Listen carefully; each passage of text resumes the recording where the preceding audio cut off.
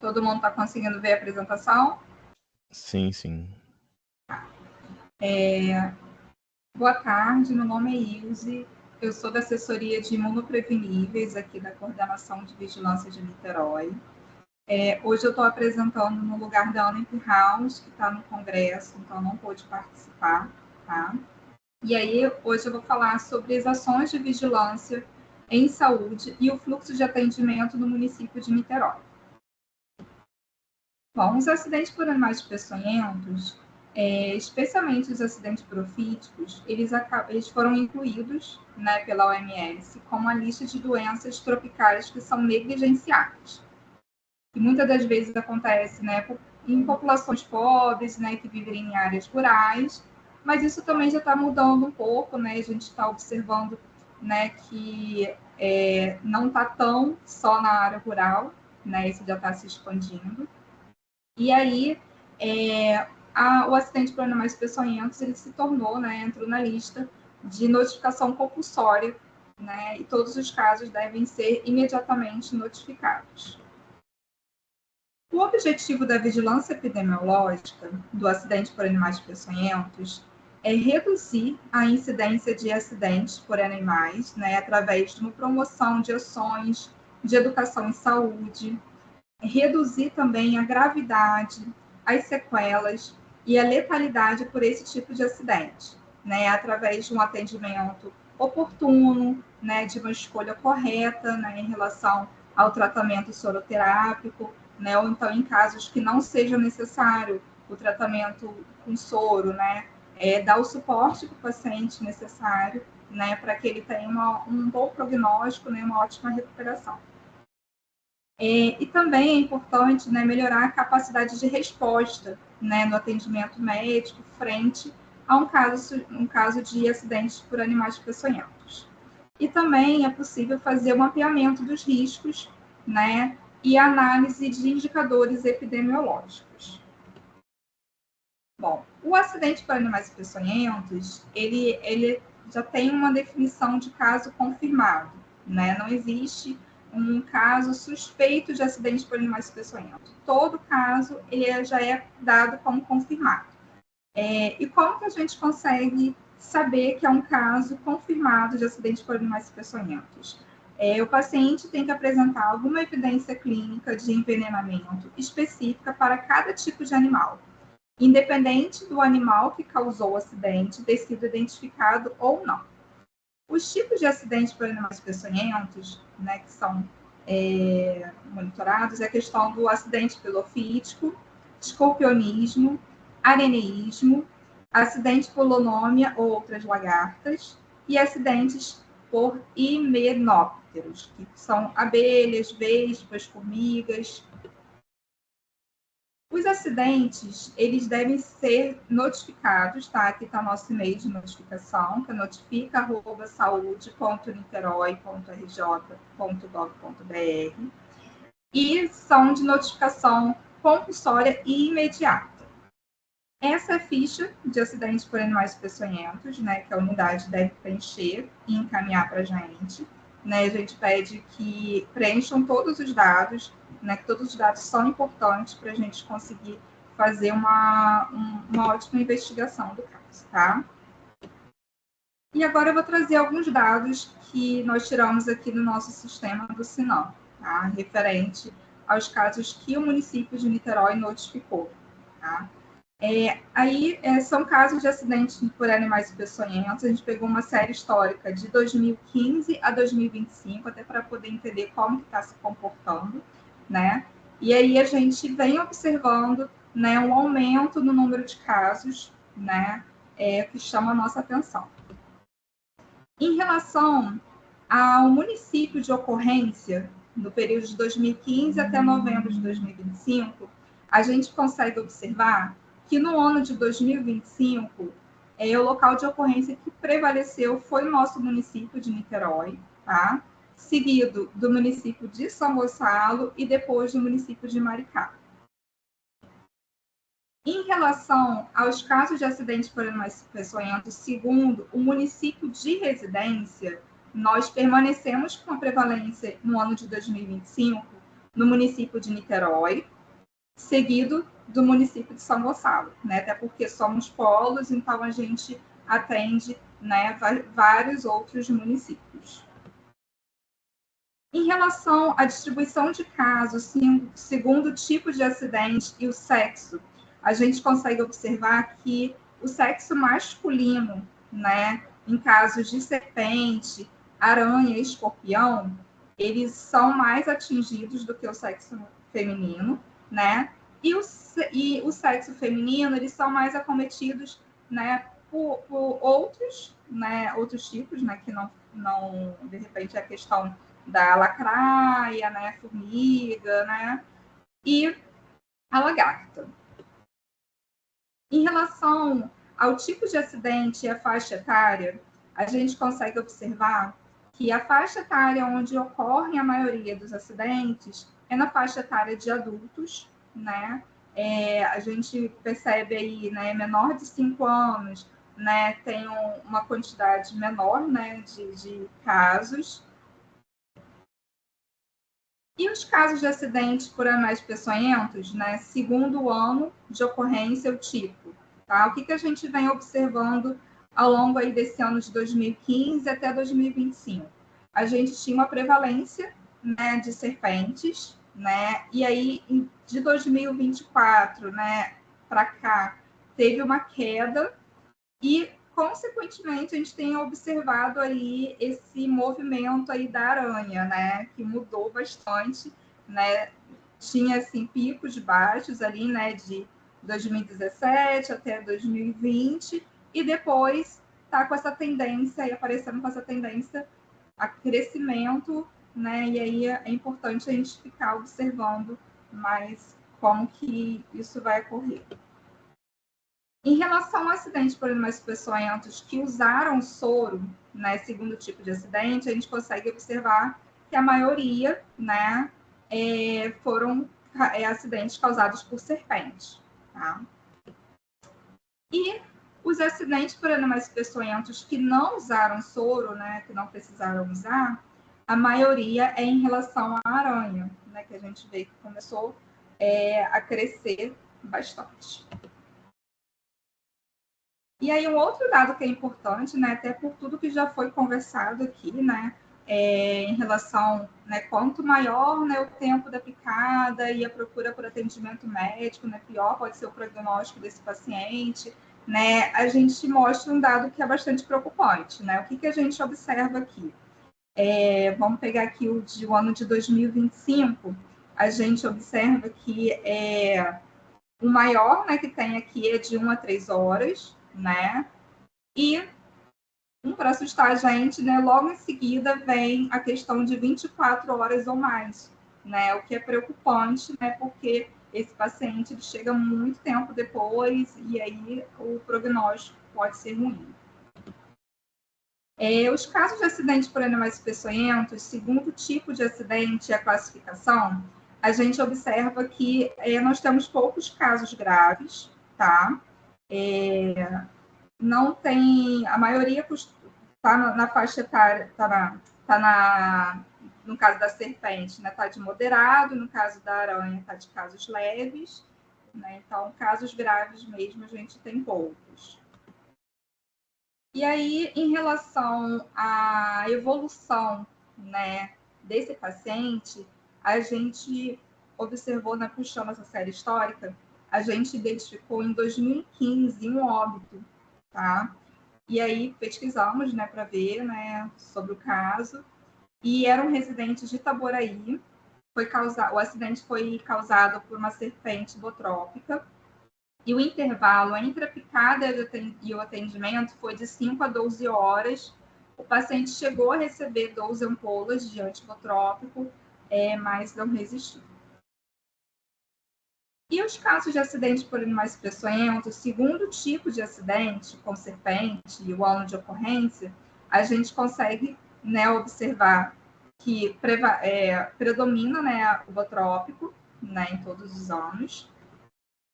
Em relação ao tipo de aranha, a gente observa, né, pegando ali o ano de 2025, né, que teve casos de fonorismo E teve também outras aranhas, e ignorado e branco, né, que de repente não conseguiu fazer essa identificação e acabou pontuando ali.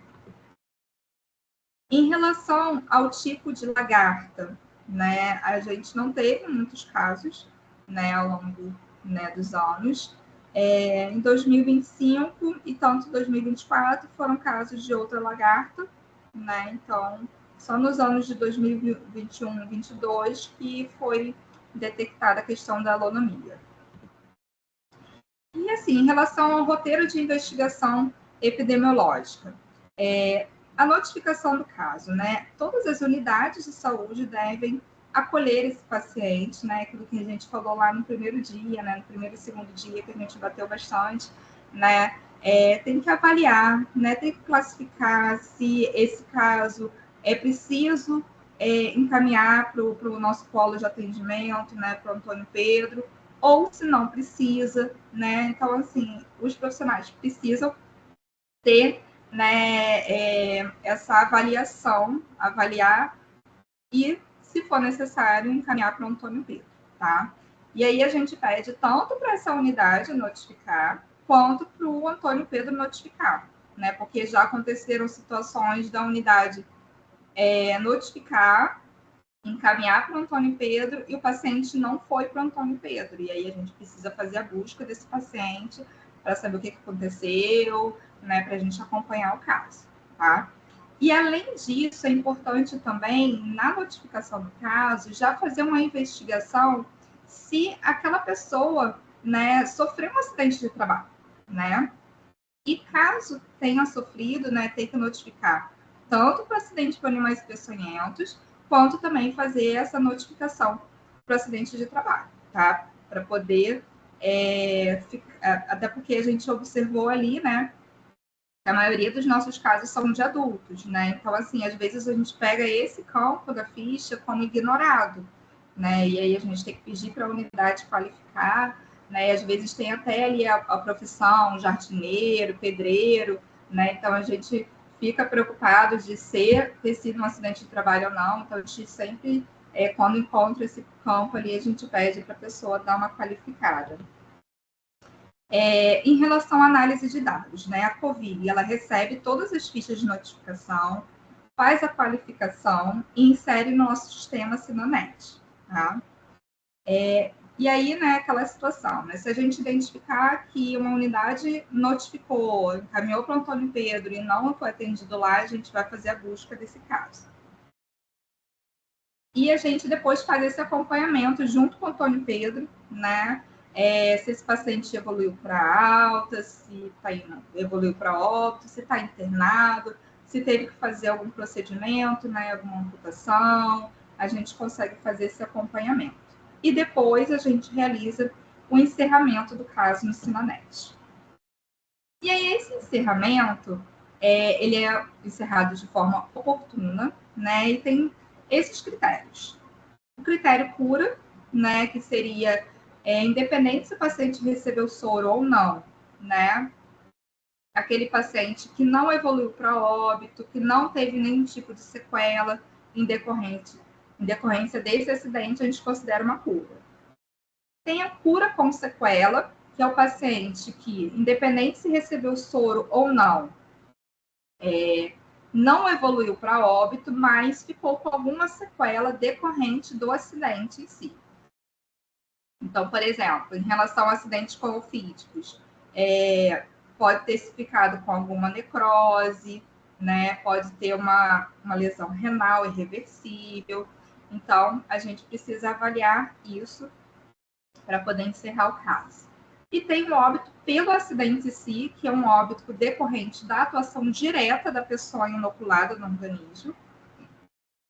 E tem o óbito por outras causas, que seria um óbito decorrente de eventos extrínsecos à atuação do peçonho. Então, por exemplo, uma reação adversa a um soro, uma septicemia, ou algum outro fator que não seja exatamente a peçonha, tá? E aí, o que a gente observa? Na própria ficha de notificação, ela tem uma limitação em relação a isso. Por quê? A ficha ela não dá a opção de cura com sequela. Então, às vezes, a gente tem que anotar na observação da ficha. Então, assim, de repente, seria até bom, né, se fosse possível, incluir essa informação na ficha de notificação, né, para poder ficar bem claro aí essa cura com sequela, tá? E aí, todo acidente por animais peçonhentos que evolui para óbito precisa ser investigado, tá? Para quê? Para a gente verificar por que esse paciente evoluiu para óbito, né? Se foi alguma falha na assistência, como, por exemplo, no atendimento clínico, ou uso do soro tardio, ou erro de diagnóstico e tratamento, ou alguma escolha errada de alguma conduta, né? Ou falta de antiveneno, ou se foi alguma coisa mesmo, né, como aquela situação do paciente demorar muito para procurar, né, o atendimento. Mas a gente precisa investigar para poder verificar isso. Em relação à administração de soro, né, ela tem que ser feita dentro de uma unidade de saúde preparada, tá, para poder fazer o tratamento de complicações.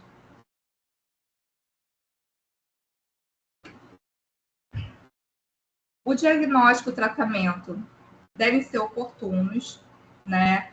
São fundamentais para o prognóstico do paciente. Então, a inoculação de uma pequena quantidade de peçonha pode determinar, sim, o aparecimento de algum sintoma tardio. Por isso que a gente pede para esse paciente ficar numa observação mínima de pelo menos 6 horas, para que a gente observe se vai ter alguma manifestação clínica ali, tá? E o paciente ele deve ser avaliado minuciosamente para evitar uma administração errada ou desnecessária de antiveneno em caso de acidente por picada seca, tá? Ou de algum animal que não seja peçonhento. Aqui são os polos de soroterapia, tá? Do Rio de Janeiro, a gente colocou todos.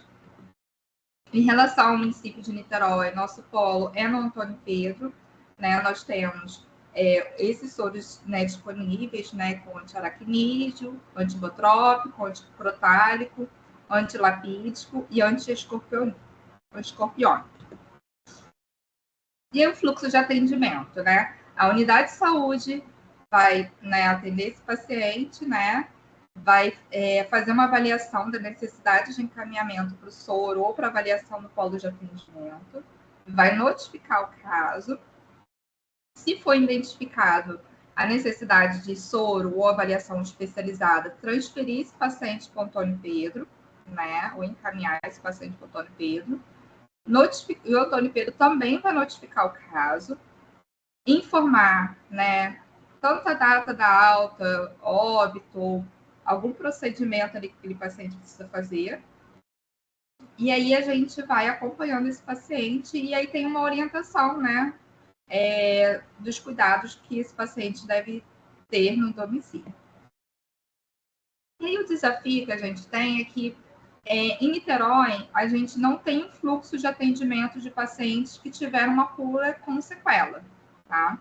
Então, isso é importante, né? Um desafio a gente estabelecer esse fluxo, né? Porque esse fluxo não está definido, né? A gente vai até, digamos, a gente acompanha até a alta do paciente, né? E aí, esses pacientes aí que ficaram com uma sequela, seria importante a gente definir mesmo como seria esse fluxo, né? Para poder fornecer um atendimento de qualidade.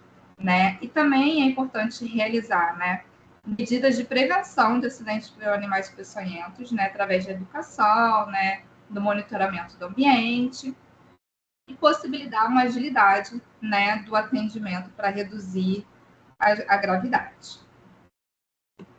E aí é isso.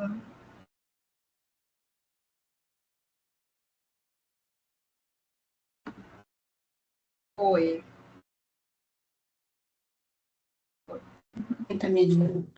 Oi, Ilse, ótimo. Muito bom.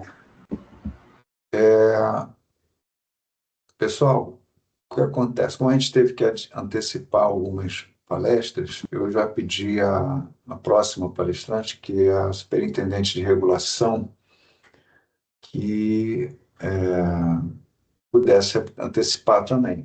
Como a gente teve esse imprevisto, eu vou fazer o seguinte: a gente ainda não identificou aqui a regulação também na sala, Então, seria mais interessante a gente abrir aqui para perguntas e respostas, que aí já adiantava isso também. Se alguém tiver alguma questão a fazer aqui para a Ilse, sobre a Covid, a apresentação aqui de Niterói, da vigilância aqui de Niterói.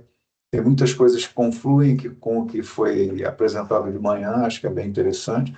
E aí vamos abrir para perguntas então agora, e depois que a regulação chegar, a gente dá continuidade com a apresentação delas, da regulação, tá bom?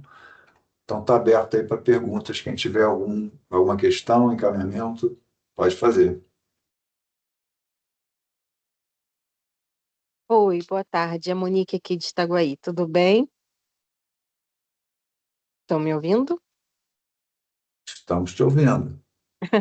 Eu só fiquei com uma dúvida em relação ao fluxo, porque aí tem o caso vai ser notificado duas vezes, vai ser notificado na unidade que faz o primeiro atendimento e depois no hospital.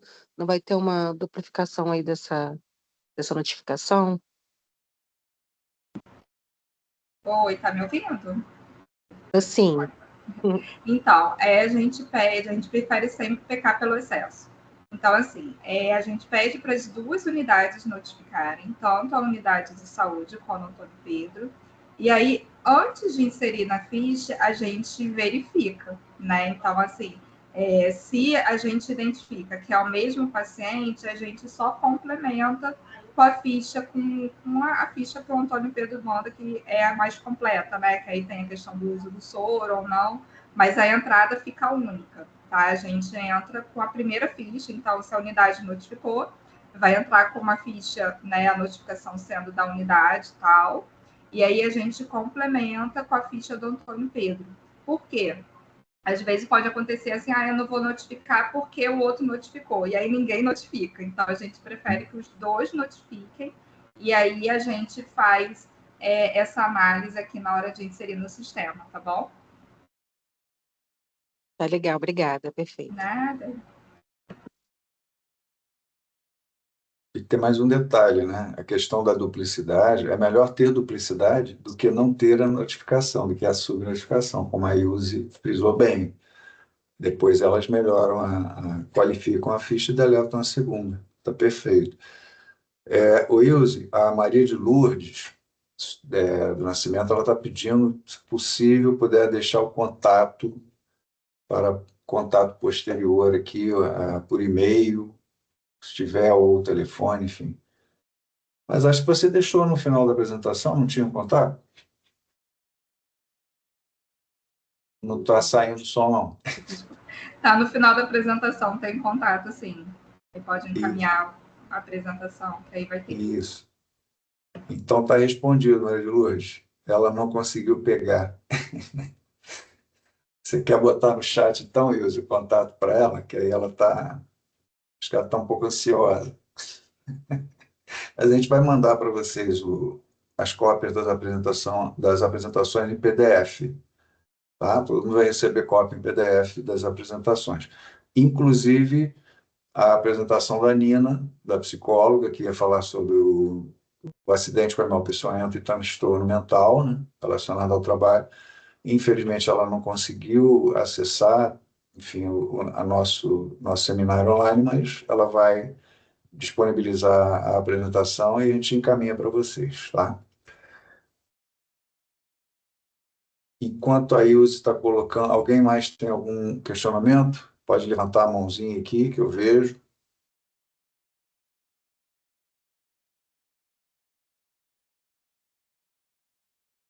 Acho que não, né? Não tem mais ninguém levantando a mão.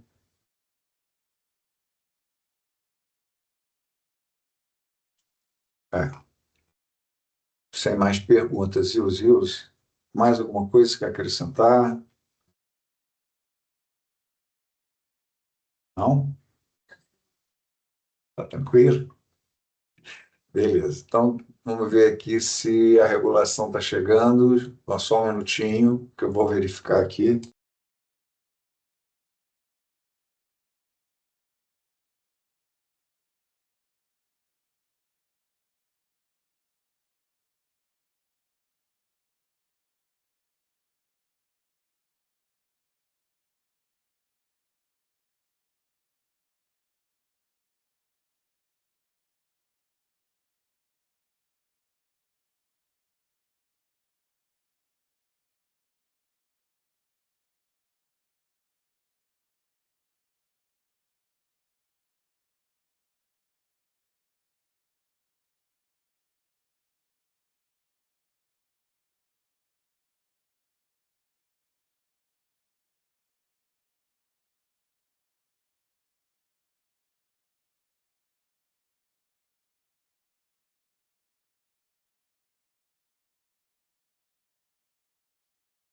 Tá? Pessoal, estou falando aqui com uma colega nossa, a doutora Tatiana, que é da regulação. Ela vai poder apresentar, então, a parte da regulação às 2h30. Então, são 2h19 agora. E aí a proposta é a seguinte: a gente tem mais algum encaminhamento? Ela vai entrar daqui a 5 minutos, 10 minutos, e vai poder fazer a apresentação. A doutora Terezinha já está aqui, mas aí não daria tempo de apresentar a parte da Terezinha e a Tatiana iria acabar atrasando. Então, eu proponho que a gente ainda faça algum debate aqui, mais 5 minutos, 10 minutos no máximo, até que a Tatiana consiga entrar e aí ela já apresenta a parte da regulação. Tá certo? Te aguarda só mais um pouquinho, ninguém mais tem nenhum questionamento. Eu vou aproveitar aqui para dar os informes, então. Para dar mais alguns informes. Em relação aos certificados, independentemente de quem ficou 1 ou 2 dias na oficina, quem preencheu lista de presença, seja no primeiro dia, no segundo ou nos 2, vai receber o certificado, tá? Então, a única preocupação que nós temos é de que a lista de presença lá e a inscrição estivesse ok, né? Porque teve gente que chegou lá, algumas pessoas chegaram no dia e não tinham feito a inscrição prévia no formulário Google. Então, se não assinou a lista de presença também naquele dia, aí a gente não tem como saber, e aí não tem como encaminhar o certificado, tá? Mas, pelo que eu conferi, eu acho que todo mundo assinou. Eu acho que sim. Alguém aí tem alguma dúvida sobre isso? Alguém se esqueceu de assinar a lista de presença? Já botei link aqui de novo no chat também da lista de presença de hoje. Então, está tudo certo? Nenhuma dúvida sobre isso? Aí, tá. Em relação às apresentações também, vão em PDF para os e-mails de vocês, tá? A gente vai separar essas apresentações, tem algumas que vieram em PPT e tal, a gente vai converter então em PDF para mandar para vocês. E em relação aos informes, eu acho que era isso. Já encaminhei o link aqui também para os e-books, encaminhei os links para os e-books também do IRB, aqueles que eu apresentei de manhã no vídeo do nosso diretor, né, o Luiz Eduardo, e também estão disponíveis aqui no chat. Parece que a Tamar levantou a mão. Pois não, Tamar? Eu estou com uma dúvida da lista de presença que eu preenchi, porque eu não sou de nenhum órgão público, né? Eu sou médica veterinária, fiz a pré-inscrição para poder estar nas palestras, mas não sou de nenhum órgão público. Então, a parte lá que estava perguntando, eu coloquei que eu sou autônoma, né? Eu não pertenço a nenhum órgão. Aí eu não sei como ficaria a questão do certificado, né, no caso, né? Não teria problema nenhum, não, né? Problema nenhum, Tamar, porque o certificado vai sair em seu nome. Aham. A Joyce aqui também está sinalizando que é o mesmo caso que você, né? Não tem problema nenhum também, porque vai sair o nome do participante, o evento e a carga horária, independentemente de instituição, tá? Entendi. Só, Uhum. só peço a vocês assim, um pouco de paciência, porque a gente não tem, a gente tem a lista, né, de inscritos, então a gente vai ter que separar cada certificado para encaminhar para o e-mail individual de vocês, tá? Eu não tenho aquela lista, aquele malote que a gente chama no Estado, que manda para todo mundo ao mesmo tempo. A gente não criou isso, mas em alguns dias já começa a chegar e eu acredito que no máximo em uma semana todos já tenham recebido o certificado, certo? Entendi. Uhum. E ninguém vai fazer pergunta para a Ilse, aproveitar aqui da Covid?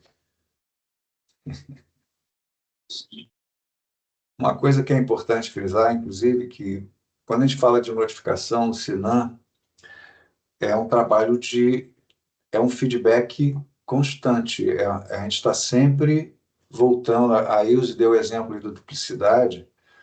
Isso é bom. A duplicidade, nesse sentido, é bom porque está sendo notificado, mesmo que tenha que retificar uma ficha e deletar uma segunda, mas faz parte do processo. Esse diálogo com a vigilância é permanente. A Nádia tem uma pergunta aqui, ó, no chat, vou ler para você, Ilse. Pergunta da Nádia. Ilse, essas fichas têm tempo para finalizar? Ou então, o encerramento oportuno é dentro de 60 dias, tá? Mas geralmente a gente consegue encerrar, né, antes disso. Tá?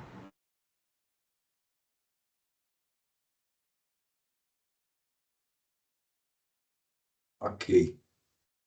O tempo, inclusive tem um indicador do Sinan que é um indicador tinha antigamente do PQAVS, né? Agora eu não lembro. Isso é tempo de encerramento oportuno, acho que ainda tem, não é? Encerramento oportuno são 60 dias, dependendo do agravo, dependendo. A maioria é 60 dias, mas tem alguns que são 180. Hepatite B, por exemplo, é um exemplo. E B e C, né? Mas principalmente por causa da B, por causa do período prodrômico. Então, 180 dias para encerramento por causa do diagnóstico tardio. Mas, enfim, a maioria é 60.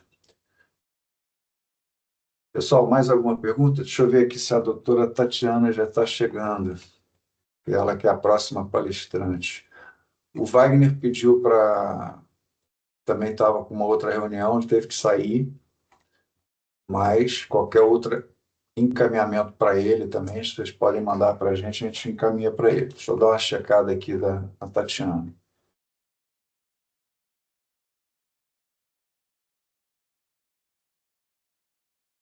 5.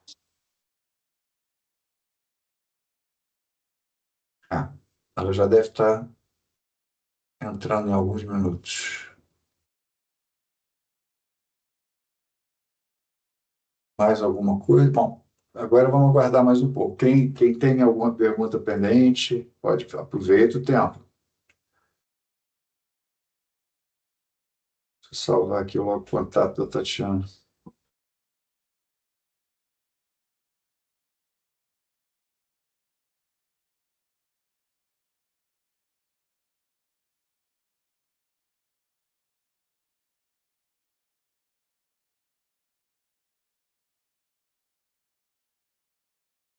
Bom, enquanto a Tatiana entra, pessoal, quem quiser tomar uma água, um cafezinho, a gente vai esperar 5 minutinhos só, tá?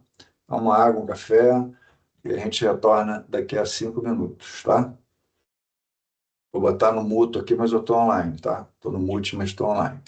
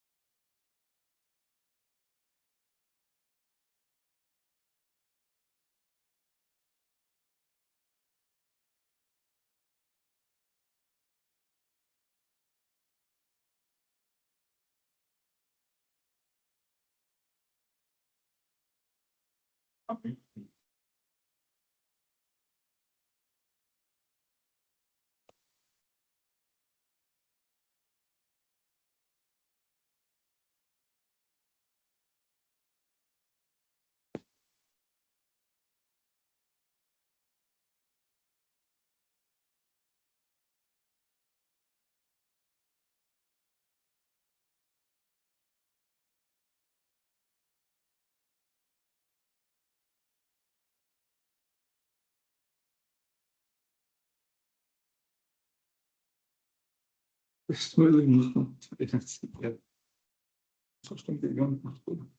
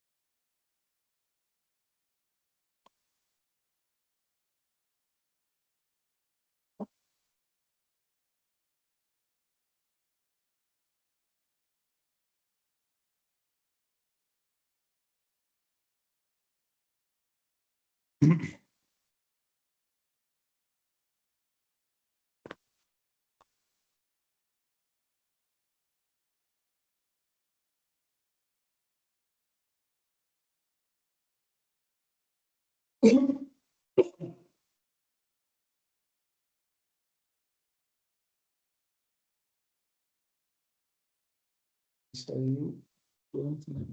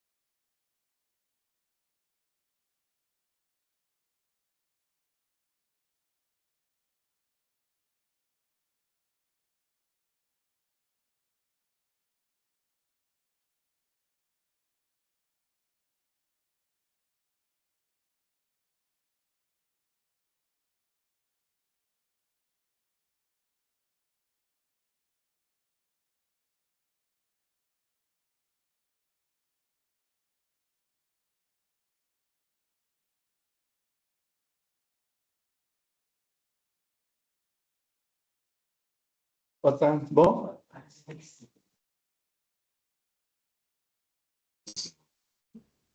Sim, Entendi. fica mais fácil, né? É mais fácil, a pessoa tem gente que é de outro município.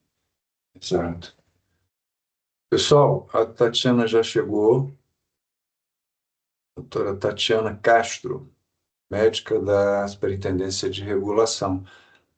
Você está me ouvindo, Tatiana? Estou sim, estou ouvindo.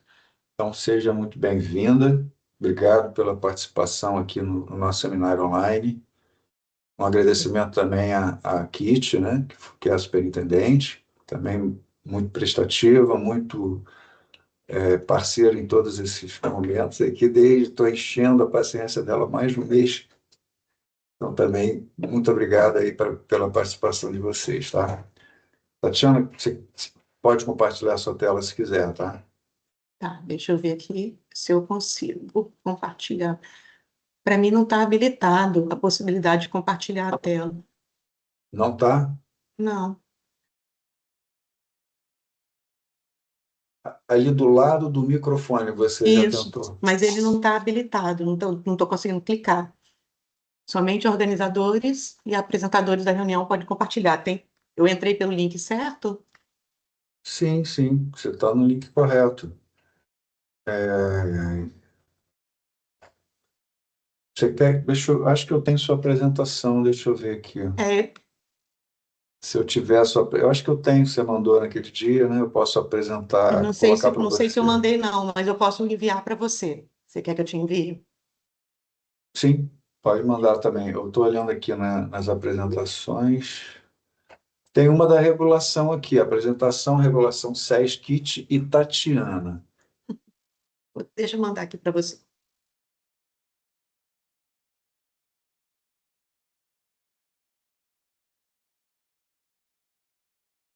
Tá indo. Tá bom.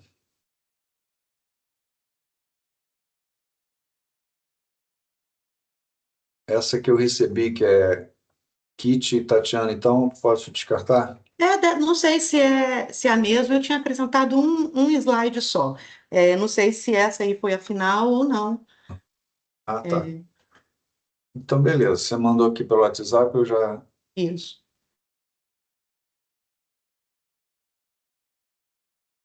Aí, tá chegando.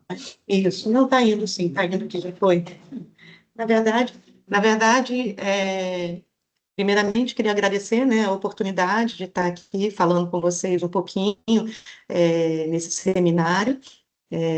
Infelizmente, a Kate, na semana passada, ela não podia, e hoje, de novo, ela está agora numa reunião, numa audiência com o Ministério Público, então, infelizmente, ela não pôde estar presente. Desorganização é meu, eu ia jogar fora. O copinho foi. Obrigado, muito obrigado. Cláudio, seu microfone está aberto, Cláudio. E Isso. aí, então, queria agradecer essa oportunidade mesmo. A apresentação, acho que chegou aí para você, Pedro. A apresentação da regulação não é grande, eu acho que a gente não tem tanta coisa assim para falar, porque quando a gente fala, né, em relação a acidentes com animais peçonhentos, como vocês devem estar vendo aí nesses 2 dias de seminário, é uma urgência tempo dependente, né? E aí a gente vai mostrar aqui o papel da regulação, onde que a gente entra nesse fluxo. Então, queria me apresentar, eu sou médica, sou formada na UF, e trabalho aqui na Secretaria de Saúde, atualmente sou coordenadora médica do Complexo Estadual de Regulação. E não sei, chegou direitinho? Se você quiser, pode colocar. Estou abrindo aqui. Só um minuto. Então, Pode falar, Tatiana, eu estou abrindo. Então, queria primeiramente explicar para vocês um pouquinho o que a gente faz aqui na regulação, né? Aqui na regulação, a gente trabalha fazendo a organização de filas de exames e consultas de alta complexidade e também de transferências, leito a leito, de pacientes de todo o estado. Então, a gente trabalha com tempo, a gente tem as urgências, mas eu dependo de ter uma vaga, eu dependo de pedir autorização para transferir um paciente, eu dependo de ter uma vaga para agendar um exame ou para agendar uma consulta. Então, isso para contextualizar quando a gente vai explicar em relação aos acidentes com animais peçonhentos. Então, pode passar, pode. Vê se vai. Ai, ai.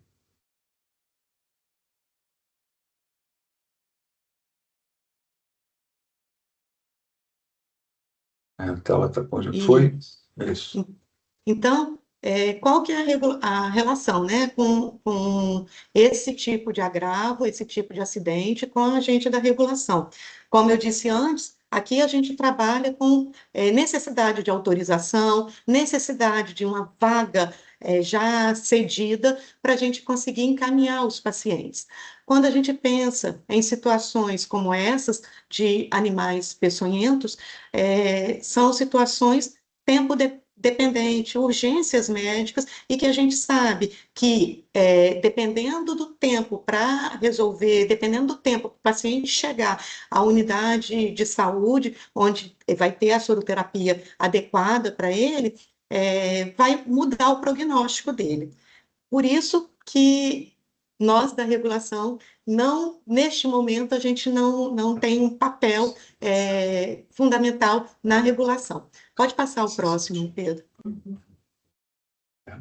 E aí a gente coloca aqui. Então, houve um acidente, o animal peçonhento. Como que eu devo inserir essa solicitação no ser? E aí eu digo para vocês, na verdade, posto isso tudo que eu falei para vocês, na verdade, a nossa orientação pode passar o próximo. Você não vai inserir essa solicitação no ser. Por quê? Quando tudo que está inserido no nosso sistema, o ser é o Sistema Estadual de Regulação, é o mecanismo pelo qual a gente faz essa busca de vaga, a gente faz os agendamentos, e por isso que não vai ser inserido, porque nesses casos de acidentes com animais peçonhentos, eu não tenho tempo de ficar aguardando se eu tenho uma disponibilidade de vaga, se eu tenho a possibilidade de agendar para amanhã ou depois. Como eu já falei, é uma necessidade urgente, tem que ser o paciente tratado o mais rápido possível. Por isso, essa solicitação não deve ser inserida no nosso Sistema Estadual de Regulação. Pode passar o próximo. E aí, eu coloco aqui um pouquinho para explicar, para contextualizar isso. Por que que não tem que ser inserido? É um pouco disso que eu falei. Não cabe uma regulação prévia, porque é uma característica de uma urgência, de uma emergência, e as regulações de vaga aqui pelo Complexo Estadual de Regulação, a gente depende da oferta de leito, então a gente transfere os pacientes para internações eletivas, de média e de alta complexidade, para as urgências, que eu dependo de ter um leito, então, por exemplo, as cirurgias cardíacas, as neurocirurgias, pacientes oncológicos, tudo isso, são transferências interhospitalares, que eu dependo, de fato, de ter uma autorização prévia para eu autorizar o paciente sair de uma unidade e chegar na outra. E são procedimentos que a gente regula aqui que dependem de uma série de análises de critérios clínicos, de priorização. Eu tenho diversas filas, e aí eu tenho que olhar dentro da fila, daquela mesma fila, para aquela mesma especialidade, qual é o meu paciente mais grave? E, pensando num acidente com animal peçonhento, eu não tenho tempo, não cabe a gente fazer esse tipo de análise. Então, esses acidentes fogem do propósito da regulação, porque eles precisam do atendimento imediato, eles precisam ser encaminhamento direto para as unidades de soroterapia regionais. A gente vai ver que cada região tem as suas unidades, seus centros de referência, e existe um fluxo para esse direcionamento do paciente em tempo comum. Pode passar, Pedro.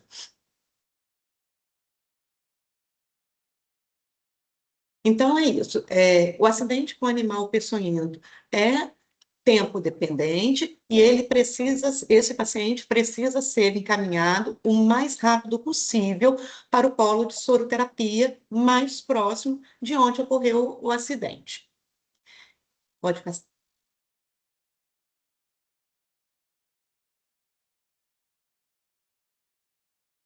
E aí, aqui a gente trouxe, por região do estado, quais são as referências os polos de soroterapia por região, né? Porque o nosso estado é dividido em regiões de saúde, e aí estão, na região metropolitana 1, a gente tem o polo de Duque de Caxias, que fica no Hospital Adão Pereira Nunes, a gente tem em Nova Iguaçu, no Hospital da Posse, e a gente tem aqui no Rio de Janeiro, tanto no Hospital Pedro II, quanto no Hospital Lourenço Jorge. Próximo. Na Metropolitana 2, a gente tem em Itaboraí, no Hospital Leal Júnior, tem em Niterói, aí no Antônio Pedro, e tem em Rio Bonito, no Hospital Regional Darcy Vargas. próximo. Os três que eu vou falar. Na região norte, temos em Campos, no Hospital Ferreira Machado, temos em Macaé, nesse Hospital Municipal, Fernando Pereira da Silva, e no Hospital Público, Evangelina Flores, e temos em São Francisco de Itabapoana, no Hospital Manuel Carola também. Na Noroeste, a gente tem em Itaocara e em Itaperuna.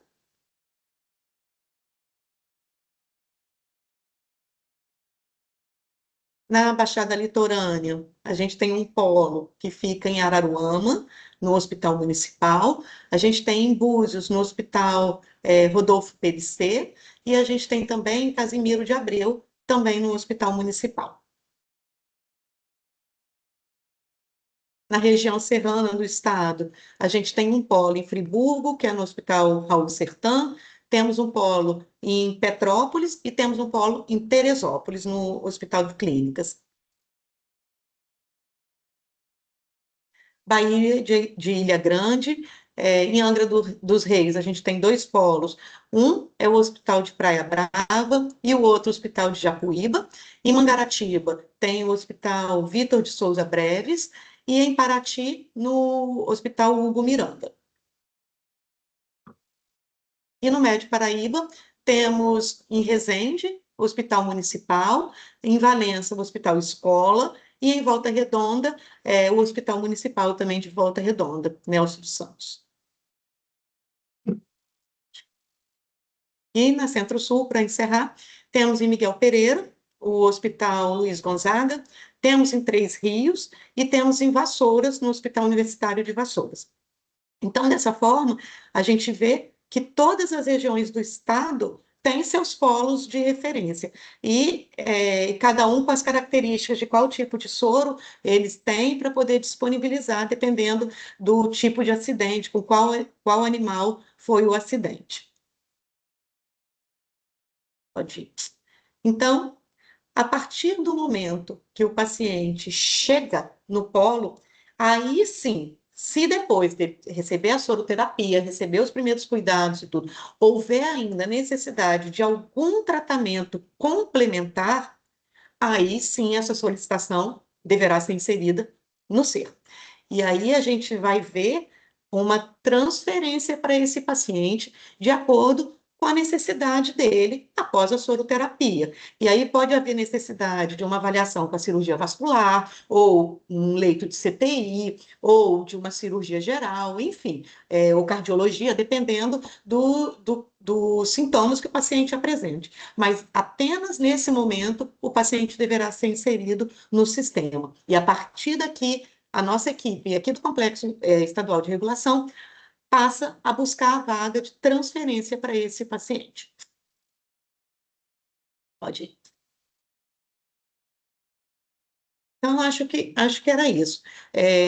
Então, naquele primeiro momento, que tem que ficar claro, naquele primeiro momento, logo após o acidente, o paciente tem que ser levado para uma unidade de referência para soroterapia o mais rápido possível, porque a gente sabe que isso vai ter um impacto no desfecho do paciente. E depois que ele conseguir ser atendido, receber a soroterapia adequada, se ele ainda tiver necessidade de uma transferência por qualquer motivo, aí sim, nós da regulação passaremos a conduzir o caso e buscaremos uma vaga no perfil mais adequado para esse paciente. A gente sempre tenta buscar a vaga dentro da região onde o paciente está, mas dependendo do que ele possa vir a precisar, se na região não tiver disponibilidade da especialidade que o paciente possa vir a precisar, aí sim a gente tira o paciente da região. Mas, num primeiro momento, a busca por vaga é sempre regionalizada também, desde que a gente consiga atender todas as necessidades do paciente. Eu acho que era um pouquinho disso. Era uma fala bem rapidinha mesmo. Não sei se vocês têm dúvidas, se você vai abrir agora, Pedro, só depois, e estou à vontade, à disposição. Tatiana, muito obrigado. Ótima apresentação. Eu queria saber se você vai poder ficar mais um pouco, porque nós temos uma palestrante ainda, que é a doutora Terezinha, aqui do IVB, e ela tem um caso clínico bem interessante que conversa com a regulação. Aí seria interessante a gente fazer o debate depois da apresentação dela. Você pode esperar? Ela vai apresentar logo agora? Sim, sim. Tá bom, Ela é a próxima. ok. Pode ser? Pode ser. E aí, no final, a gente abre para as perguntas, porque vai ser bem interessante falar sobre esses casos de fluxo e a regulação. Eu vou, então, deixar com ela aqui, só um minutinho.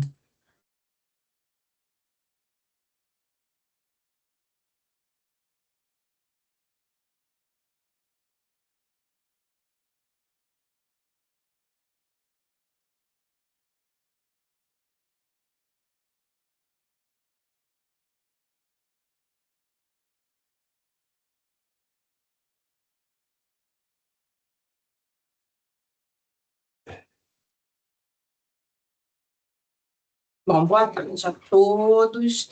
Então, eu vou iniciar minha apresentação aqui. Eu sou médica da Secretaria Estadual de Saúde, sou especializada em medicina do trabalho, e eu vou falar com vocês a respeito de um tema que tem relação com o trabalho. Eu vou começar aqui a apresentar. Deixa eu compartilhar aqui.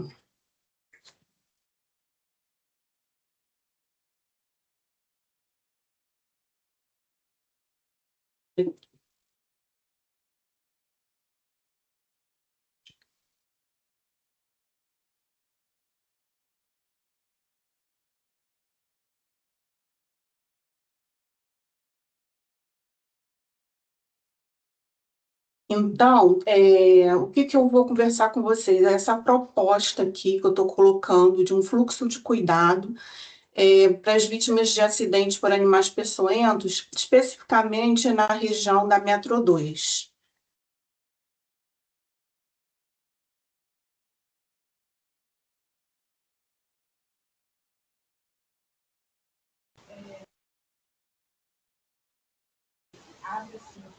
Bom, primeiro a gente tem que definir aqui, né, o que é um fluxo de cuidado. O fluxo de cuidado é uma sequência de ações e etapas que vão garantir que a pessoa receba um atendimento de forma eficiente e de forma contínua. E quais são os objetivos para a gente ter assim, esse fluxo?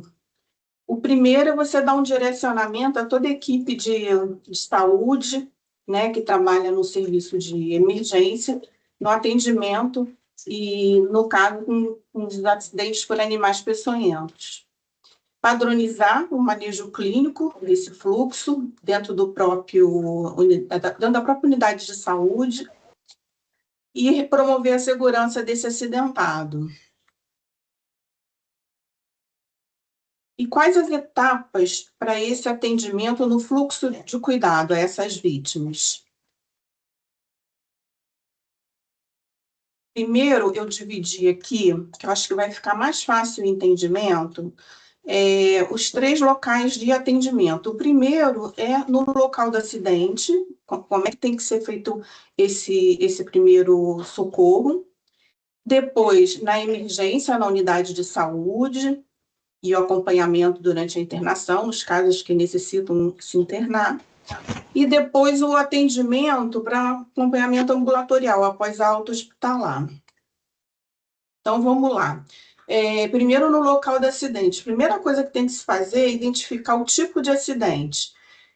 Foi um acidente por animal peçonhento? Não foi por animal peçonhento? Se não foi, a gente já descarta para avaliar outro tipo de atendimento. Se for por animal peçonhento, aí vai ser necessário fazer essa avaliação inicial e começar com os primeiros socorros. E importante também classificar o tipo de animal, que de acordo com o tipo de animal, o atendimento ele é diferenciado. No caso de um acidente com serpente, né? Tem que manter o paciente calmo, procurar manter o membro afetado sempre elevado, evitar cortar o ferimento, e então tem esse cuidado inicial. Se for por aranha, se for por escorpião ou qualquer outro animal peçonhento, é manter também a vítima calma e manter sempre o ferimento ali, procurar manter sempre limpo. E não tem nenhum tipo de outro atendimento a se fazer, a não ser depois na unidade de saúde. Bom, ainda no local do acidente, a gente tem que pensar no transporte desse paciente. Então, para isso, a gente vai ter que avaliar se esse paciente está estável ou se ele está instável. Se ele estiver estável, é mais tranquilo, é só levar diretamente para a unidade de saúde. Agora, se ele não estiver bem, se ele estiver com sinais de confusão mental, alteração na consciência, se ele estiver sudoreico, se ele estiver pálido, você vê que ele está respirando com dificuldade, o pulso está fraco, nessa situação tem que chamar imediatamente o SAMU, porque ele que vai ser responsável para encaminhar esse acidentado para o hospital. Bom, agora chegando na unidade de saúde, né? Paciente chegando lá, vai ser feita a triagem pela enfermagem, que vai fazer a classificação de risco, e a enfermagem imediatamente vai ter que fazer o quê? Encaminhar para o médico e fazer a comunicação à vigilância epidemiológica. Por sua vez, o médico ou vai encaminhar o paciente para um polo de soroterapia, se ele estiver numa unidade de saúde que não seja o polo, ou se esse paciente não estiver bem, não tiver condições de ser encaminhado para o polo, aí a unidade vai ter que solicitar esse antiveneno, né, para ser administrado no próprio local, e onde também vai receber os cuidados de suporte. Esse paciente, depois de feita a soroterapia, ele vai de alta para casa com orientações, e, se necessário, vai ter que retornar à unidade de saúde. Então, orientação de como é que vai cuidar do ferimento, observar como é que, se vai ter algum tipo de reação, enfim, de piora, aí tem que retornar. Agora, os casos que não estiverem bem, mesmo após a soroterapia, esses casos vão precisar ser internados. Bom, o paciente teve alta, e aí? O que a gente vai fazer, né? Então, primeira coisa é saber que tipo de especialidade ele vai precisar ser encaminhado. Vai ser para cirurgia geral? Vai ser para ortopedia? Vai ser para cirurgia vascular? Para cirurgia plástica? Então, ele vai precisar receber um encaminhamento e ser direcionado para o ambulatório dessa especialidade. Lá no ambulatório, o médico vai monitorar esse quadro, vai marcar as reavaliações regulares, ver de quanto em quanto tempo precisa ser revista aquele ferimento, vai tratar o sintoma, vai orientar a questão de curativo, se o curativo vai poder ser feito em casa, ou vai precisar ser feito e acompanhado através do ambulatório. E ambulatorialmente também vai ter a avaliação da enfermagem, vai fazer a verificação das vacinas, ver se a antitetânica está em dia, se precisa fazer um reforço ou não.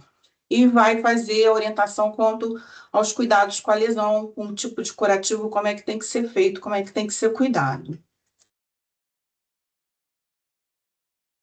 Bom, ainda ambulatorialmente, né, os casos que ficaram com limitação osteomuscular vão precisar de uma avaliação da fisioterapia e realizar a reabilitação ali daquele membro. Os casos que resultaram em trauma pós-traumático, né, fobias, estresse, esses aí vão precisar de avaliação psicológica. E no caso de empregados que são assistidos, né, pela Previdência Social, eles têm direito a um benefício acidente.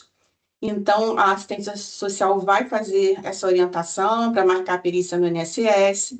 E, além dessas orientações previdenciárias, também o serviço social é responsável por dar suporte não só ao paciente, mas também aos familiares, que muitas das vezes esse acidentado, às vezes ele é até um chefe de família, e ele quem provê toda a família. E muitas das vezes eles não trabalham com carteira assinada, eles não contribuem para a Previdência Social, então eles ficam descobertos aí, e realmente é um problema social, porque ele vai passar por dificuldades, porque ele vai ficar, às vezes, bastante tempo sem poder trabalhar, e a família vai ficar descoberta. E eu botei aqui também no acompanhamento ambulatorial, mas, na verdade, isso aqui é uma ação que tem que ser feita de forma contínua, né, pelos agentes comunitários de saúde, para atuar na educação, na prevenção, e incentivar a participação da comunidade com cuidado, né, em relação a esses acidentes com animais peçonhentos.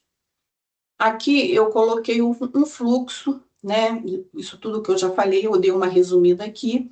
Então, você tem a vítima de acidente por animal peçonhento, ele vai para a unidade de saúde, onde vai ser acolhido e feita a classificação de risco, é feita a notificação no SINAM, a comunicação à vigilância epidemiológica.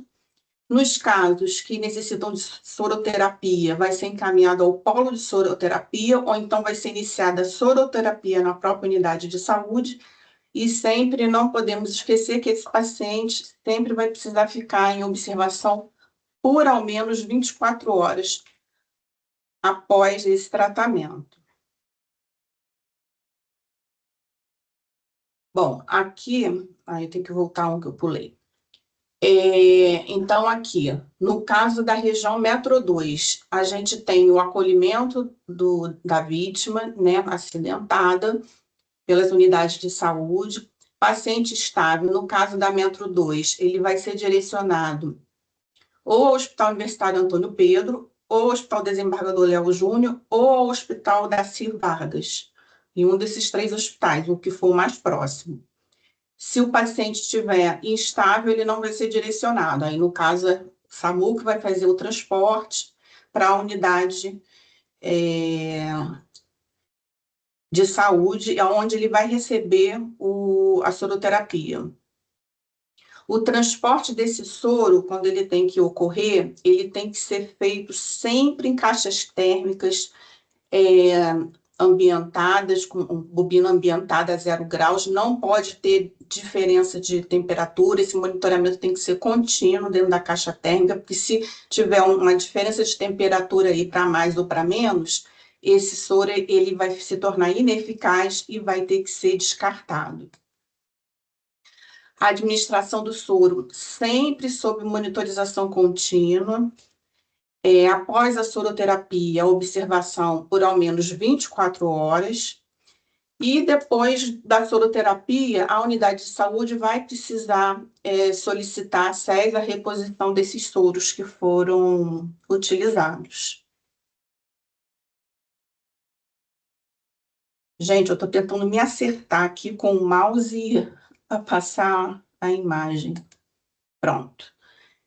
Bom, o que eu coloquei aqui em relação ao que a gente precisa de suporte para a gente ter esse fluxo de cuidado aí da melhor forma possível.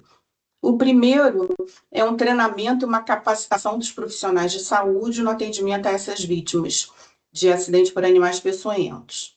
Segundo, campanhas de conscientização. Isso é muito importante, porque você vai estar atuando aí na educação, né, da população, através de palestras, né, em escolas, comunidades, fazer a divulgação, né, de como se prevenir, se proteger nos pontos de informação assim, mais estratégicos. Eu coloquei aqui como exemplo repartições públicas, os terminais rodoviários, aquaviários, aeroviários, através de banners, panfletos, através das mídias também, das redes sociais. Isso aí também acho que vai ajudar e vai contribuir. Integração e padronização de todos os serviços de emergência, sejam eles públicos ou privados. Aí tem que ser feito um alinhamento com as direções hospitalares. Pontos estratégicos com transporte rápido de soro antiveneno para as unidades de saúde, para locais remotos. Isso é bem importante, porque a gente tem que imaginar que a gente está num país que a gente tem populações ribeirinhas, a gente tem população que vive em aldeias indígenas, em pontos difíceis, que às vezes precisa atravessar um rio para chegar no outro lado, para poder atender aquela vítima. Enfim, isso aí a gente não pode esquecer. Quinto, registro de óbitos através do SIM e a notificação de casos através do SINAM. Sexto, monitoramento de casos através da Covid. E, por último, eu coloquei aqui um canal 24 horas para consulta rápida do médico emergencista, no caso dos acidentes com animais peçonhentos. Eu coloquei aqui o CCIM, o Centro de Controle de Intoxicações, /CIEVS. Por que eu coloquei assim? Porque, por exemplo, aqui, a gente já teve a palestra com a Lilian, e ela deixou claro que a gente ficou aí, acho que ainda está um tempo aí, sem um contato telefônico no CCIM. E parece que agora que está retornando, que retornou, está retornando. Então, esse canal a gente não pode ficar sem, porque isso é de extrema importância para auxiliar todos os médicos aí que estão, né, e profissionais de uma forma geral, da saúde, enfermagem, para poder fazer o atendimento às vítimas de acidentes com animais peçonhentos. Bom, agora eu vou passar aqui para vocês um caso clínico real de um acidentado por animal peçonhento, e depois eu vou colocar uma análise aqui para a gente pensar direitinho como é que foi esse caso, como que ele, se foi realmente, ocorreu tudo da forma como a gente espera, imagina, ou se realmente ficou faltando alguma coisa a ser alinhada aí. Bom, esse caso aqui, ele trata de um paciente de 46 anos, eu vou ler que fica mais fácil para todo mundo entender. Deixa eu ver só se eu consigo usar isso aqui. É um paciente de 46 anos, masculino, ocupação dele boiadeiro, vítima de picada de jararaca em membro superior esquerdo, na fazenda onde ele trabalhava, ocorrida em 14 de outubro de 22. Ele procurou a UPA de Silva Jardim 3 dias após o acidente. Então, ele só chegou na UPA lá no dia 17, onde foi atendido, realizado exames laboratoriais e administrado 2 ampolas de soro antibotrópico após contato com o Hospital Vital Brasil no Butantã, em São Paulo, que orientou essa soroterapia. Devido ao estado grave que esse paciente se encontrava, foi solicitada à Central de Regulação do Estado uma vaga de CTI, e assim ele foi transferido para o Hospital Estadual Azevedo Lima, com quadro de síndrome hepatorrenal, rabdomiólise, anemia por hemólise, distúrbio de coagulação e edema difuso em membro superior esquerdo.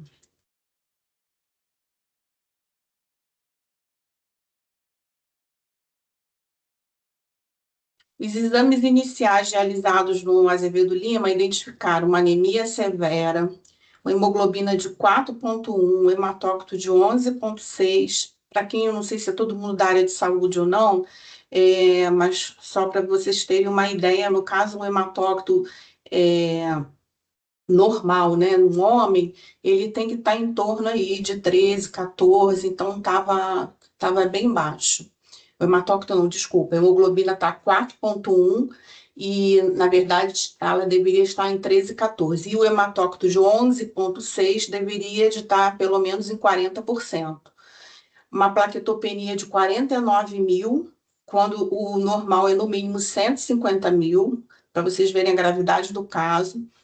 Um INR de 6,4, um TAP de 2,8, quer dizer, uma alteração da coagulação, função renal completamente comprometida, com uma ureia de 250, uma creatinina de 14, o normal da creatinina é no máximo 1,3, para você ver o grau de comprometimento renal desse paciente. O hepatograma também alterado, com as transaminases hepáticas tocadas, amilase também aumentada, lipase aumentada, e um distúrbio de eletrólitos, com sódio baixo e um potássio de 5,2. Com todo esse quadro, né, com tudo isso que a gente viu, né, do histórico de exame, de como ele chegou lá, não se tinha um prognóstico bom, pelo contrário, era muito ruim o prognóstico desse paciente, sem muita expectativa de boa evolução. O paciente necessitou ser hemotransfundido com concentrados de hemácias, plaquetas e plasma, foi avaliado pela nefrologia, que iniciou logo a hemodiálise, E durante a internação no CTI, o paciente ele conseguiu se manter estável, lúcido, orientado, respirando em ar ambiente, não precisou de suporte ventilatório, se manteve normocárdio, com a ausculta cardiorrespiratória normais, abdômen e membros inferiores sem alterações. O paciente apresentou episódios de crise hipertensiva sendo tratado. Sua evolução foi satisfatória, apesar de toda a gravidade inicial do quadro, com melhora da função renal, da anemia e do distúrbio de coagulação. A lesão do membro superior, onde foi picado, foi acompanhado pela cirurgia vascular. Em 23 de outubro de 2022, o paciente recebeu alta do CTI para a enfermaria e em 7 de novembro de 2022 ele recebeu alta hospitalar com encaminhamento ambulatorial. Então, assim, graças a Deus, esse caso teve um desfecho satisfatório, mas poderia ter sido bem pior, devido inicialmente à gravidade do caso. Aqui, para ilustrar, não são as fotos desse paciente, né, porque eu só tive acesso ao prontuário sem foto. Mas aqui, para ilustrar, a gente tem um pé aqui, né, um edema bem importante com hematoma. Isso aqui foi uma vítima de picada também por cobra. Aqui, na figura B, a gente vê também um edema importante em todo o membro inferior, até a raiz da coxa. Na figura C, a gente tem uma lesão bolhosa aqui no dorso do pé. E na figura D aqui, a gente já vê uma lesão bem feia, com perda de substância, de tecido muscular, já uma síndrome compartimental. Aqui, mais umas lesões bolhosas aqui, membro superior esquerdo, edema no dorso do pé, com sinais inflamatórios. Aqui os sinais do distúrbio de coagulação, gengivorragia e aqui um sangramento na urina. Bom, aqui está a ficha de notificação no SINAM desse paciente. Então, o que a gente vê aqui nessa ficha? Primeiro, a gente vê aqui a data do diagnóstico, 15 de outubro, quando, na verdade, esse paciente ele se acidentou no dia 14 e só deu a entrada na primeira unidade de saúde no dia 17. Então, essa data do diagnóstico aí, aqui está errada, ela não está correta. Tá? Isso aqui é a primeira observação dessa ficha. Vamos ver aqui. Silva Jardim. Então, aqui é o endereço dele, né, que a gente ocultou, mas ele mora no município de Silva Jardim, e aqui eles marcaram como uma zona ignorada. Na verdade, onde ele reside é uma zona rural, então aqui foi um outro erro de preenchimento aqui dessa ficha.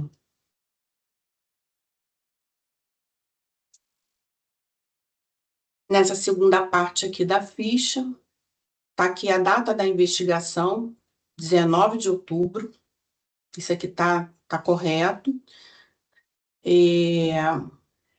Aqui a zona de ocorrência que colocaram também rural, localidade da ocorrência fazenda, também está corretamente. A data do acidente aqui, ó, 14 de outubro.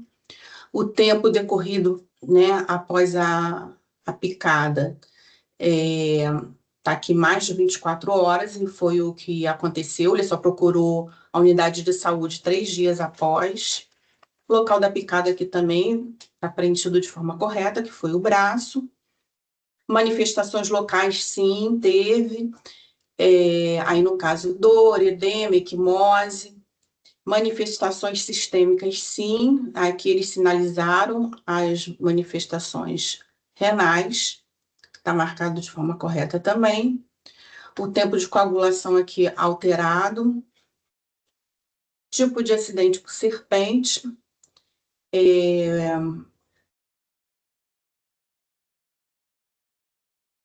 E aqui, bootrópico, tá certinho. Deixa eu passar o próximo aqui. A classificação grave. Tá marcado aqui o número 3. Soroterapia 1, tá certo. As 2 ampolas de soro antibotrópico também foi preenchido de forma correta. Complicações locais, sim. A síndrome compartimental está sinalizada aqui. Complicações sistêmicas, sim, também foi marcado corretamente. A complicação sistêmica, no caso, foi a insuficiência renal. E aqui, né, acidente relacionado ao trabalho, sim, que é, inclusive, esse caso, você vê que ele foi um acidente por animal peçonhento e relacionado ao trabalho. Então, tem as 2 situações aqui nesse caso. E aí, aqui ficou faltando preenchimento, a evolução do caso, né? 1, cura, 2, óbito, 3, óbito, por outras causas, ignorado. Então, esse campo aqui faltou preencher, tá? E a data do encerramento dessa ficha, ela não foi finalizada, então foi uma ficha que ficou em aberto. Essa ficha aqui, ela foi preenchida no Hospital Azevedo Lima, ou seja, não foi na primeira unidade onde o acidentado foi atendido. Então, você vê que é uma ficha de notificação, ela, assim, a maior parte dela ficou bem preenchida, mas ficou muita lacuna aí que precisava ser preenchida ou preenchida da forma mais assertiva. Bom, e o que eu trago aqui, né? Questões para se pensar. Primeiro, o fluxo de cuidado foi adequado? Segundo, o soro antibotrópico, as 2 ampolas, veio encaminhado do Polo de Rio Bonito? 3, os profissionais de saúde da UPA de Silva Jardim receberam treinamento e capacitação para atendimento a vítimas de acidente por animais peçonhentos? 4, por que o contato foi feito com o Hospital Vital Brasil no Butantã, em São Paulo, e não com o Hospital Universitário Antônio Pedro, em Niterói? 5º, a notificação à vigilância epidemiológica ocorreu no local do primeiro atendimento do paciente? Essa resposta aqui a gente já tem, que não ocorreu. Foi realizada a comunicação de acidente de trabalho? E a população da região de Silva Jardim e arredores estavam bem informadas a respeito de como proceder diante de um acidente por animal peçonhento? Então, essas são as questões que eu levanto aqui, tá? Que para poder ser pensada, né? E para tentar alinhar cada vez de uma forma melhor esse fluxo.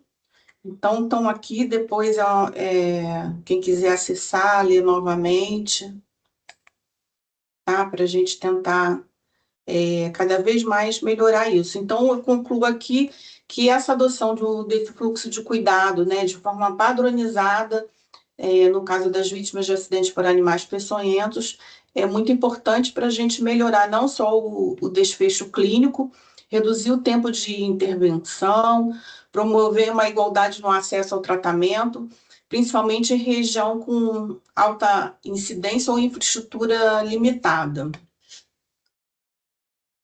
E esse fluxo que eu proponho, ele organiza etapas de triagem, classificação de gravidade, manejo imediato, administração de antivenenos, conforme a disponibilidade, monitorização contínua, manejo de complicações e encaminhamento oportuno a serviços de referência. Além disso, enfatiza a integração com a vigilância epidemiológica, registro padronizado de dados, educação da comunidade e capacitação contínua das equipes de saúde, fortalecendo a resposta conjunta da assistência médica e da prevenção. Bem, gente, era isso que eu tinha para falar. Obrigada aí a todos. Se alguém tiver alguma pergunta, estou aqui à disposição.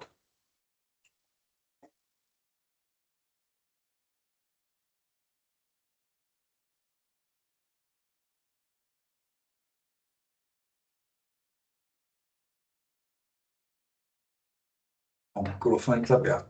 Pessoal, fazer aquele esquema que a gente fez de manhã. Quem tiver algum questionamento vai levantando a mão ali, clica no ícone de levantar a mão e a gente vai dando sequência aí ao debate, tá? Acho que foi bem legal porque complementou as informações da regulação. Foi um caso bem específico que passou por alguns municípios, né? Começou lá em Silva Jardim, parou em Niterói, e com participação do SER, da regulação do Estado, né? Então, eu acho que é um caso bem interessante a se discutir. Deixa eu ver aqui nas pessoas, quem está com a mão levantada. Por, só fecha aqui. Deixa eu fechar aqui. Isso. Por enquanto, só a Maria de Lourdes. Qual é a pergunta, Maria de Lourdes? Primeiramente, parabéns pela apresentação. Eu sou médica também e fiquei com algumas dúvidas com relação ao fluxo, no sentido de, já vi, né, já tive casos em que o paciente chegou, relatou uma picada.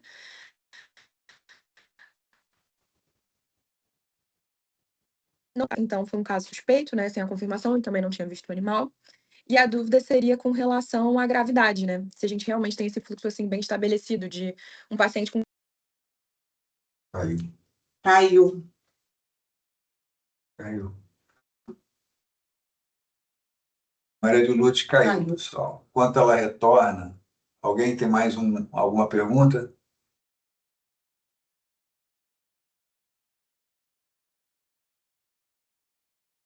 Não, tranquilo? Deixa eu ver, tem aqui no chat, acho que tem Deixa eu ver aqui. algumas coisas.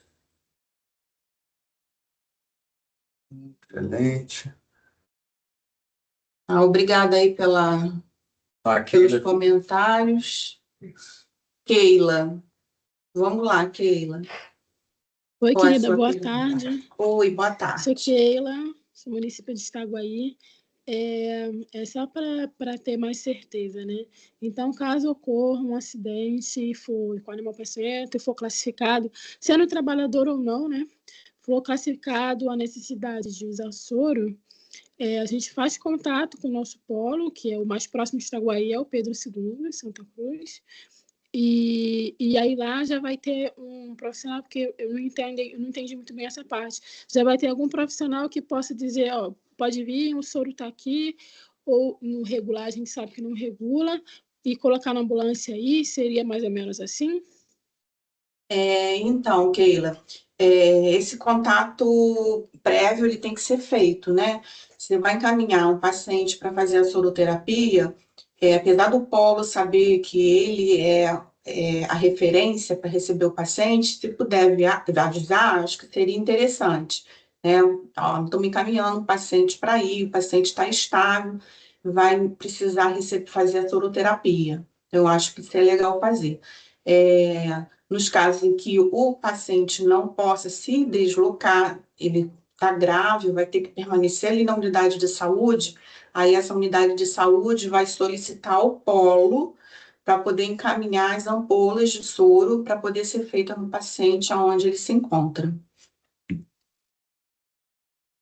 Foi essa a sua pergunta? Respondi?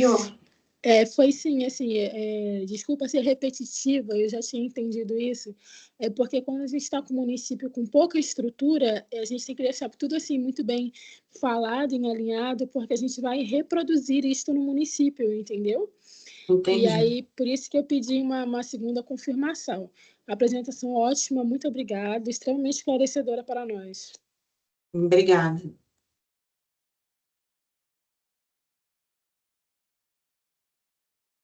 A Maria de Lourdes ainda não voltou, né?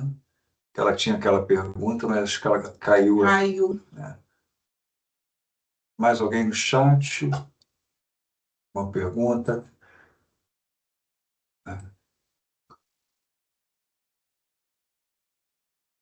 Interessante.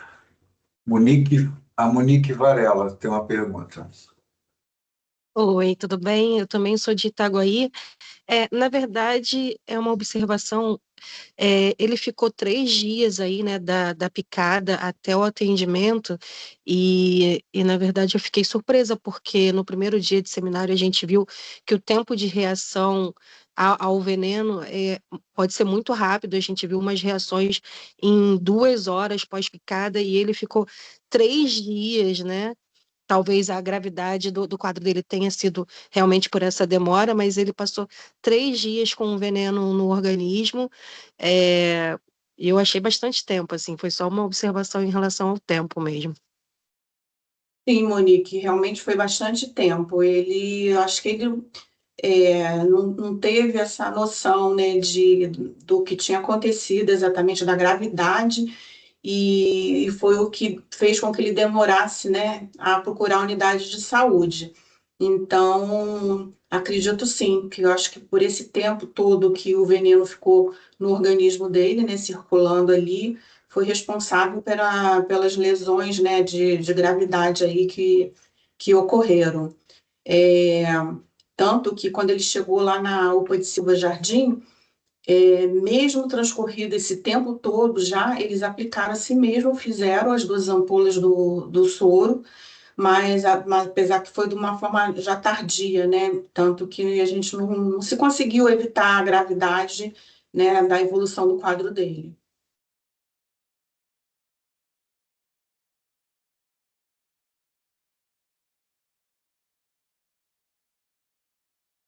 Que a Maria de Lourdes tem que admitir ela.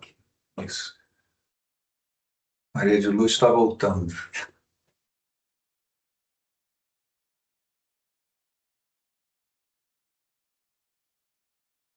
Oi, boa tarde. Meu telefone desligou no mesmo instante. Desculpa.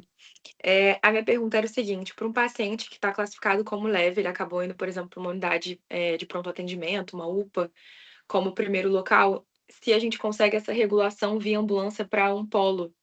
Porque o paciente, por exemplo, em questão desse exemplo, ele não conseguia ir para lá por conta própria, por não ter o recurso mesmo financeiro para se deslocar até essa unidade. Então, se a gente consegue essa regulação via ambulância, dado que pelo NIR é uma regulação muito difícil, a gente acaba optando por transferir pacientes que estão mais instabilizados. Então, é mais essa dúvida mesmo se a gente consegue fazer esse fluxo, se a gente tem esse fluxo bem estabelecido para pacientes Maria, leves, né? essa pergunta que você está fazendo é assim, eu realmente não sei como te responder, porque aí é uma questão social, né? Porque ele não tem como ir por meios próprios, ele precisaria de um suporte aí, e realmente eu não sei como é que seria resolvido nesse caso, né? É uma questão aí mais social, que ele não tem como ir, enfim, pegar um transporte, enfim, e ir para o polo de soroterapia, né? Eu não sei se, no caso, a unidade de saúde, né, o município disponibilizaria uma ambulância, né, do SAMU para fazer esse transporte dele, visto que a gente sabe, né, da nossa realidade, que a dificuldade, né, que a gente tem e essas ambulâncias elas ficam mais assim, vamos dizer assim, de stand-by para fazer transporte dos pacientes mais graves, dos pacientes que precisam ser transferidos de uma unidade para outra. Então, eu não sei como é que seria feito aí nesse caso.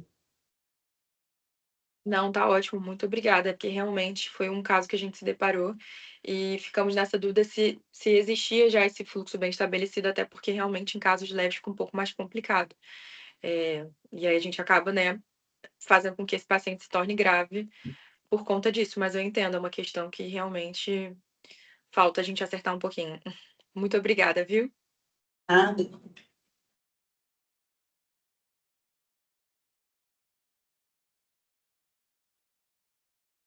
Eu acho que não tem ninguém de Silva Jardim aqui, né? Na, na nossa sala. Que seria interessante ver a estrutura lá, porque normalmente as pessoas procuram a ESF, e aí a saúde da família faz esse trâmite. Mas eu não sei lá em Silva Jardim se tem ESF lá nesse local, não sei. Aí fica difícil avaliar por isso também. Pessoal, mais alguma pergunta? Acho que não. Bom, já são 3h30. Nós tivemos uma palestra aí que infelizmente não pôde ser apresentada, que foi a da Nina. Isso a gente vai encerrar um pouco mais cedo e deixo aberto aqui ainda para algum comentário, alguma sugestão que vocês quiserem perguntar, encaminhar, tá? Porque acho que a gente já conseguiu debater bastante coisa hoje, no período da manhã e à tarde, e agradecer novamente aí aos palestrantes, doutora Tatiana, doutora Terezinha, e a todos presentes também aqui na reunião. Obrigado também pela colaboração de vocês, foi muito importante para a gente. E ano que vem, quem sabe, a gente consegue fazer outros seminários como esse em outras regiões, né? Deixo aí aberto agora o microfone também para quem quiser caminhar qualquer outra coisa e depois a gente finaliza. Aqui, câmera.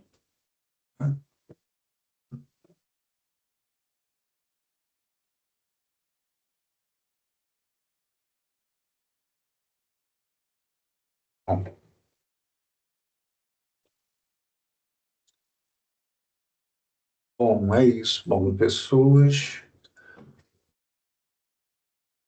Tá ótimo. Obrigado a todos. Então, Maria de Lourdes, olha, obrigado também pela presença. Obrigado a todos aqui do IVB, Cláudio Machado, Antônia, Goretti, todos que participaram de todos os municípios. E a gente segue à disposição de vocês. Vocês têm aí o contato por e-mail também, né? E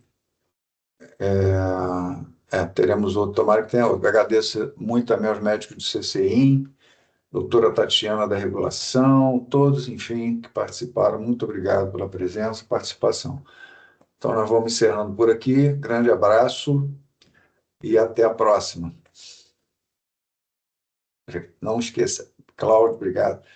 Pessoal do Sereste sempre presente também. Amanhã eu estou aí, Cláudio. Então, vamos encerrar, pessoal. Grande abraço a todos. Tá? Tudo de bom, até a próxima. Muito obrigada, boa tarde. Boa tarde.